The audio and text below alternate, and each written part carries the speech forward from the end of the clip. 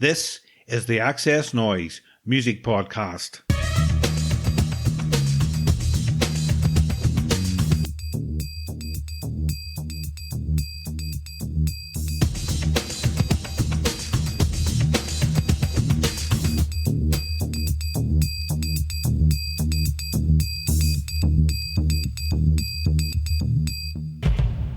Hi everyone, welcome to episode 56 of the XS Noize Music Podcast.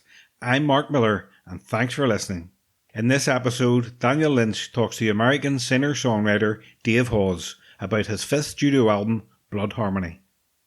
If you missed last week's episode, I was joined by DMA's guitarist Johnny Took.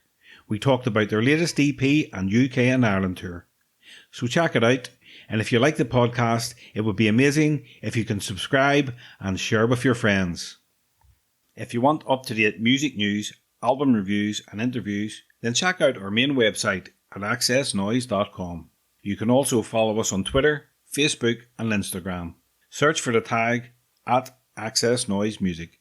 Here's XS Noize writer Daniel Lynch with a taste of what's been on the website this week.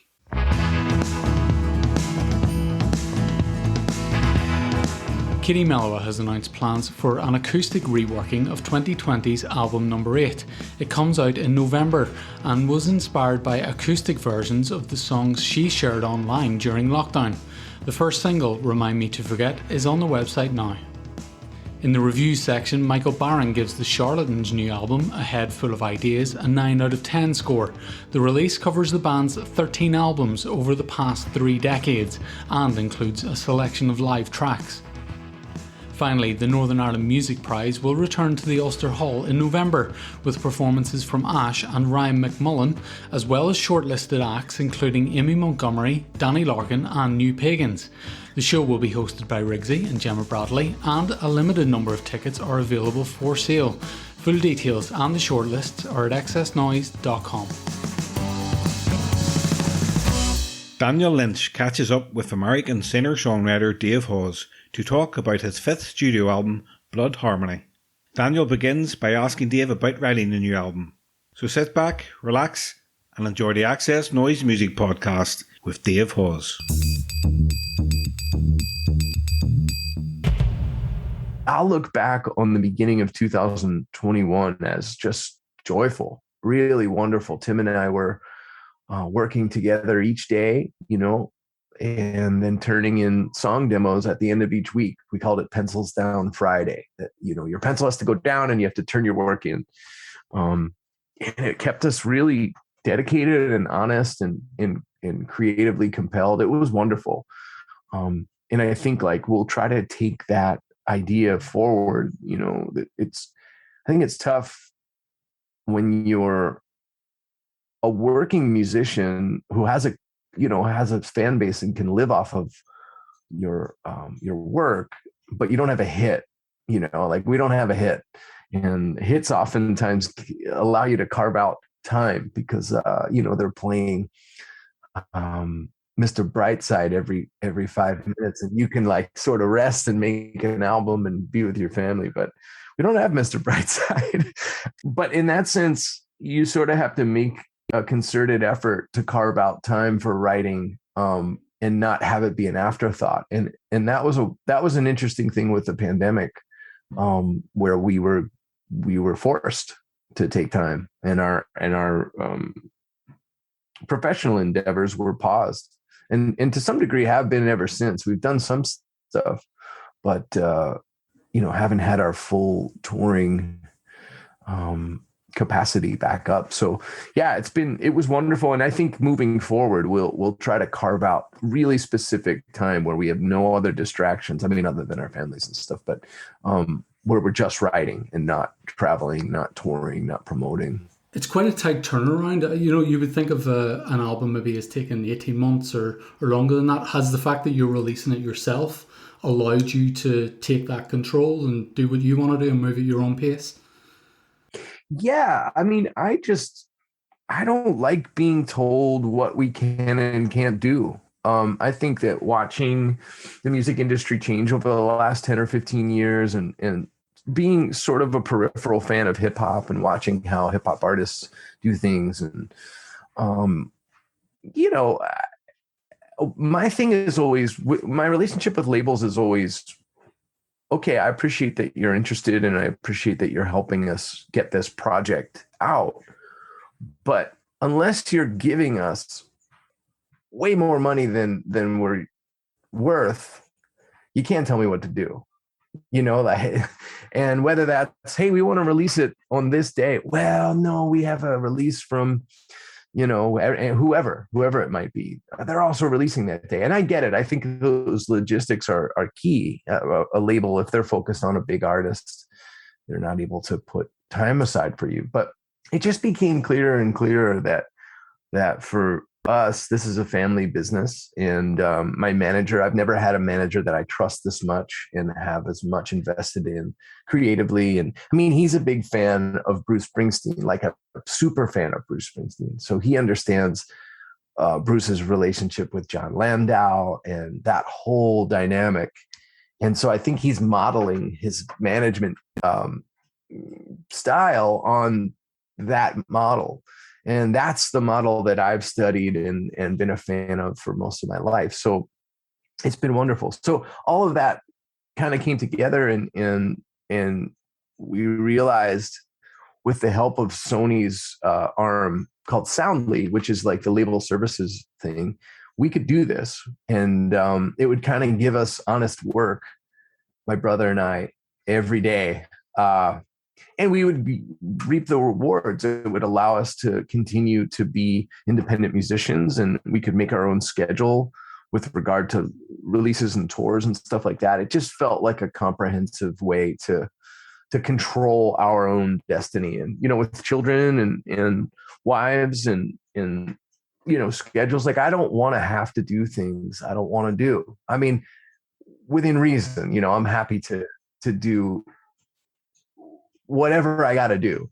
But I guess what I mean is, like, when it comes to like a family vacation that my sisters and their kids and everybody's getting together, I don't want to, every year I'm like, well, we might get festivals and we might do this. And you're making decisions that limit some of your life in order to chase a weird carrot that doesn't always come. And I think in this instance, by owning the master of our of Blood Harmony, and then we're going to be getting all the masters back from the previous records over the course of the next years, we'll control that, and that income hopefully can subsidize some of those choices where you're like, well, I'm going to miss a family thing because I got to go play a festival, or I got to, you know. So it's that kind of dance that you have to do when you don't have Mr. Brightside. I remember you saying, I think it was you wanted to get Kick Out before you had the kids, as your kind of last pre-dad album. Was Blood Harmony the album that you maybe expected to come next? Oh, interesting. I guess so. Yeah, maybe so. I didn't intend it that way, but I guess I knew my life was really going to change, and I knew my perspective was really going to change, and it did. I think it's clear I mean, I knew that on the day that the kids arrived. But for Blood Harmony to have come in that span of time when Trump was our president and when things seemed really dire. Now, who knew that they were going to get worse in terms of coronavirus and all that other stuff? Like, the Kick came out before that, but I just felt like it was a place. There's a certain bleakness and a certain darkness that was permeating that album that will always be accessible, I think, for me as a person and as a person who writes. But I didn't think my mind would be as busy with it when my children came, and it hasn't been. You know, I've been really disciplined about going to therapy and being their dad, and not ruminating about my own bleakness, and I think that changes your perspective, and it changes your songs. Yeah, I mean, I was kind of expecting, given the last year or the last couple of years, like a lot more almost political stuff and kind of social and that kind of thing. But then whenever, the North Star and songs like that, it's like, to me, it's like you're grounded. It's like this, it's a sense of security and you know what's important to you. I read, I think, one of your quotes on Hanley was about, leaving everything behind. I sort of took from that it was more about keeping the important things close, which is kind of the same, but a slightly different focus. Would that be fair? No, it really is. I mean, I think that for me, it's just a sea of negativity and misery. And I also think that we're really in a weird spot as a species in that I've only had this technology for a brief time, 30 or 40 years of it, maybe even less. And social media is even less than that. It's only 15 years or something. And so we're getting such a press of information, and we're not evolved. Our brains aren't evolved enough to take all that in and to synthesize it. But yet we're all addicted to it. We've all seen the movies, we've all seen what's happening to us, and how Facebook and all these things kind of permeate your life. So for me, I think the only way through, I can't wrestle my way through all that and stay sane. I have to turn it off, and I have to focus on things that are less temporal, things that have to do with what guides you, and for me, that's family and music. I think it's important for me to focus on those things and ground myself and determine what's important. And then I can sort of take in some of that information and go like, okay, this is not something I'm going to waste my time tweeting about. This is not something I'm going to, I just think I got caught up in a lot of that when it felt like we were in, kind of a fight for our lives as Americans with the Trump administration, and realized over time that I was kind of part of the maelstrom, by letting him and his administration and that whole thing impact me every day, that I was playing his game. And sometimes you got to just play your own game, and even if that means you're a less informed citizen, or, you have to struggle for your own mental health and the health of your family and stuff. And I think that's, those are hard lessons to keep having to learn, but that's what I truly want. The recording process is something that fascinates me about kind of anything that I listen to. Me too. And me too. I love the idea of wondering, whenever you and Tim had written the 10 songs, at what stage were they production wise whenever you brought them to the guys in Nashville? Not that different in terms of their core, but that's, I think, oftentimes how I approach songwriting, is make sure the core is sturdy. And then if you want to produce it in a rock way, a folk way, a rap way, a experimental way, hopefully the song is sturdy enough that it can hold those clothes up, But in this instance, we had the cream of the crop as far as players. Like, they were some of the finest musicians you can find, and their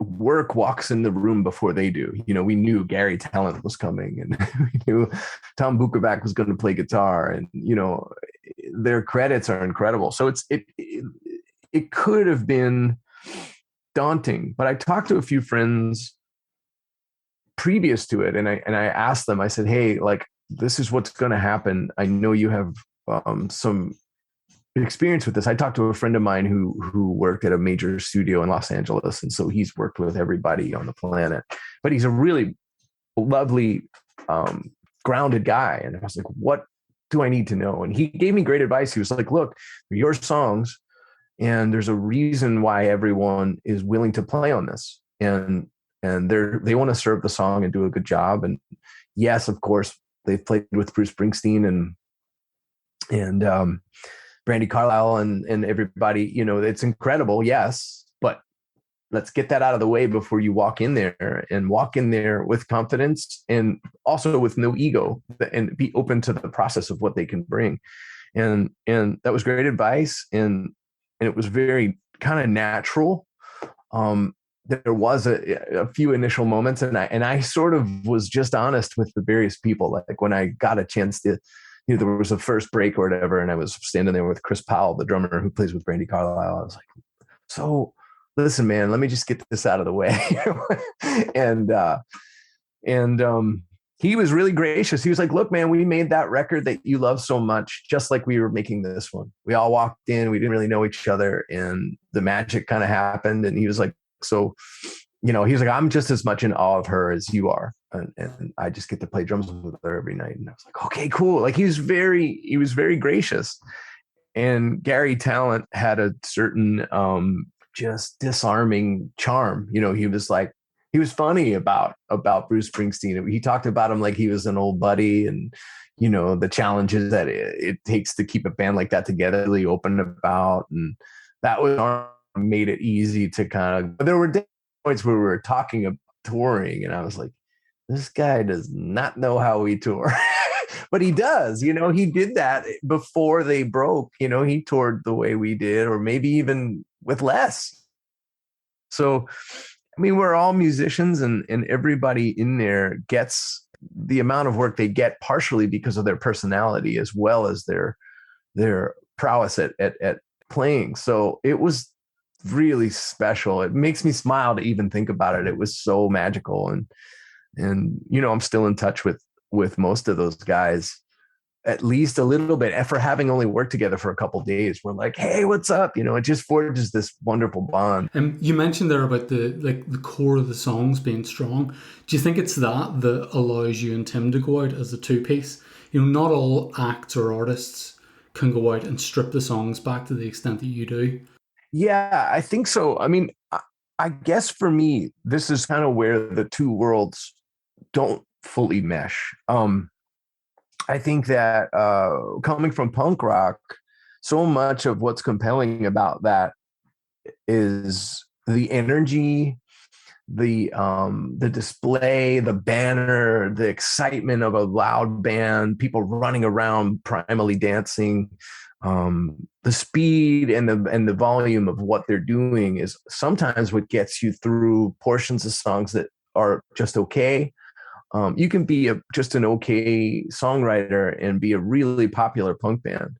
I think the ones that are really popular, truly and timeless, have great songwriters too. But when you're thinking about songwriting as the other side, guys like me and Brian. I mean, Brian's a dear friend of mine, and we've been talking about